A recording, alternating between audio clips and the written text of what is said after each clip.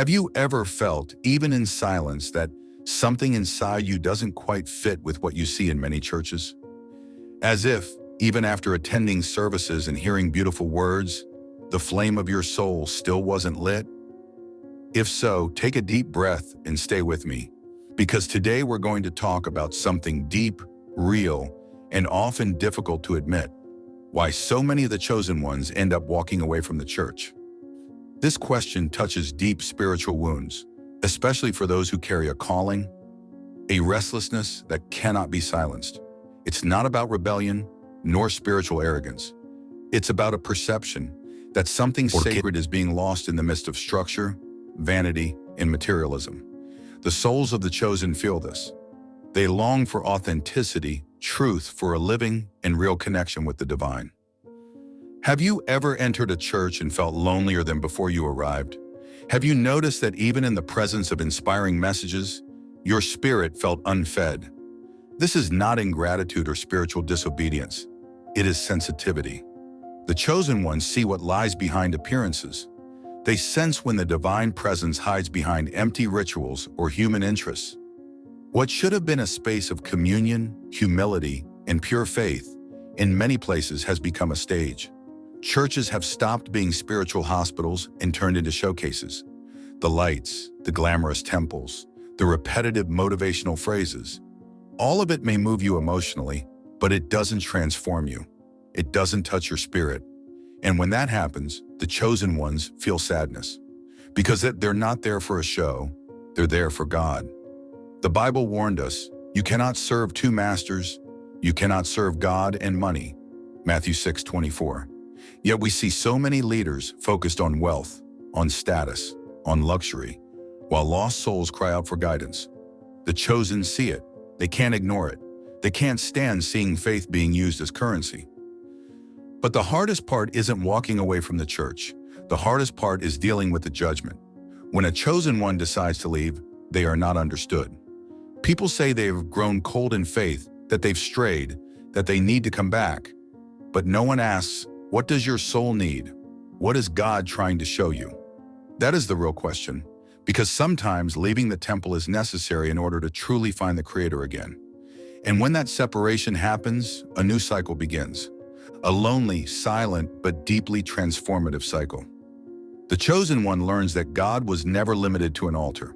He was always there, inside their own heart, in the silence, in the pain, in intuition, in the tears shed far from human eyes. The journey stops being guided by rules and begins to be led by discernment. Prayer is no longer a duty, it becomes a refuge. Meditation is no longer just a practice. It becomes a bridge to the unseen. The connection becomes intimate, direct, without filters, without masks, without judgment. And in this new path, the chosen one discovers something that changes everything. They don't need intermediaries to speak with God. They can go into their room, close the door, and feel the divine presence like never before. They discover that the sacred is in the simple, in the sunset, in the wind brushing their face, in the hug of someone who loves truly. And they understand that true faith is free. It doesn't need a show. It needs surrender. If you're living this moment, know this: you are not alone. Many are awakening. Many are leaving behind what no longer feeds the soul. It's not the end of faith, it's the rebirth of it. And this new beginning, even if it feels lonely, will take you to the deepest part of your spiritual mission. When a chosen one decides to listen to their intuition and follow the inner calling, they take the most courageous step of their life. Walking with God, even if that means walking alone for a while. That silence between leaving the structure and building a direct connection with the divine can be uncomfortable. But it is in that space, where there are no applause or rules, that true awakening happens. Prayer and meditation become foundations. They are no longer religious rituals, but spiritual survival tools. Prayer is when you speak to God. Meditation is when you listen. And in this cycle of conversation with the invisible, you begin to see answers in the most unexpected places. In traffic, over breakfast, in a random thought that appears out of nowhere. In the peace that blooms in your chest, even on chaotic days. You start to shine differently, and that unsettles people. Your silent light exposes the shadows of those still asleep. That's why the judgment comes. The criticism, the distance from friends and family. You've changed. Yes, you've changed. You've grown. You've awakened. And that's okay. You weren't called to please. You were called to illuminate. The world doesn't understand the chosen ones. And that's okay, because the mission of the chosen is not to be understood. It's to obey the call of the soul. And when you accept that, something extraordinary happens. You begin to attract other awakened souls. You realize you're not alone. There is an invisible community of people who, like you, left the surface and dove into the depths of living faith. This new phase brings purpose, clarity, direction. You begin to see through the eyes of the Spirit. Things that once held you now have no power. Other people's opinions, they no longer matter.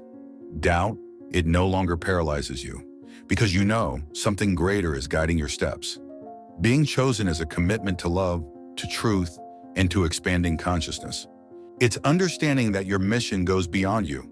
It manifests when you lend a hand, when you speak a word of encouragement, when you remain in peace even in the middle of chaos.